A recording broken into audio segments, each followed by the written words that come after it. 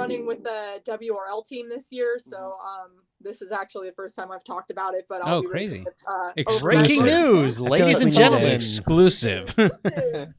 You heard it first on the Konig Wheels Behind the Wheel podcast. So I'll be racing a Porsche with that team this Get year out. in WRL. So that's really exciting. What kind of Porsche? As well. It's a Boxster, so it's just like a 2001, but super competitive car. Last year the car won multiple times and was second in the championship. So I'm looking forward to joining a competitive team, and obviously looking forward to a lot of seat time.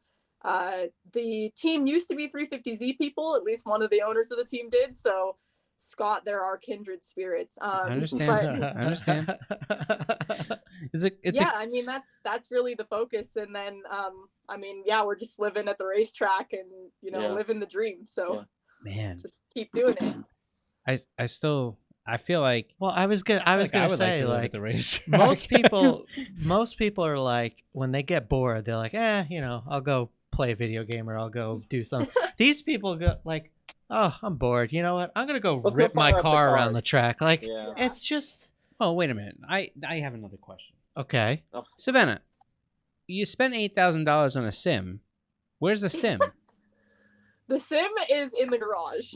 So it's just, in the garage, we're just kind of setting up, and we're still moving in. So everything is we're still doing shelving and all this fun stuff right now. But it's in the garage, and it's kind of a community piece. Yeah. So it's a community piece. So I really, now the saving really is obviously fuel, maintenance, and tires, right? Yeah. That's where we're okay.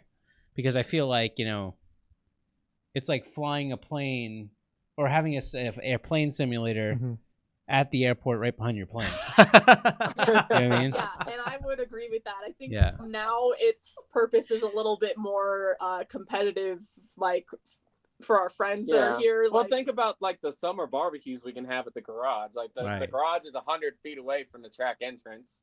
We got the sim in there, the cars, the barbecue going. It's gonna be some good parties out here for sure. But I will say the sim is really good for learning tracks. So we can't do that. We can't learn new racetracks. No, I want to build from our one. couch, but we can on the sim. I want to build one so bad, but like every time I start to get into it, I go down the rabbit's hole, and like I know that the logical thing is just to go with something like a Logitech 920 setup just to get started. But like I can't help myself. I kind of want to dive full in and just buy everything, get all the Fanatec stuff, and like I can't help myself. I kind of, but that's a whole other story for a different day. What I did. I mean, but you deserve it. I'm like, I drive back and forth to work at this point. You say that, but and I didn't go with direct drive, and like my coach and everybody else was using that, but I could not justify the extra $2,000 because I wasn't able to race online anyway. I didn't have good enough internet up in the mountains, but and like now, if you really want to get competitive in iRacing, you almost need to spend the money. But I was just looking to learn tracks and learn my marks and just drill those kinds of things. So it wasn't important for me. But I would say go for it. I mean, it's been a ton of fun. Him and I will waste an entire night just trading laps back and forth. Yeah, I think you guys could really start another side business of throwing some really bitchin' bachelor parties. Just saying. You know what I mean? Like barbecue, car racing, simulators. I mean, you're really checking every box I think I have. There you go. So, what a simple guy. I love it.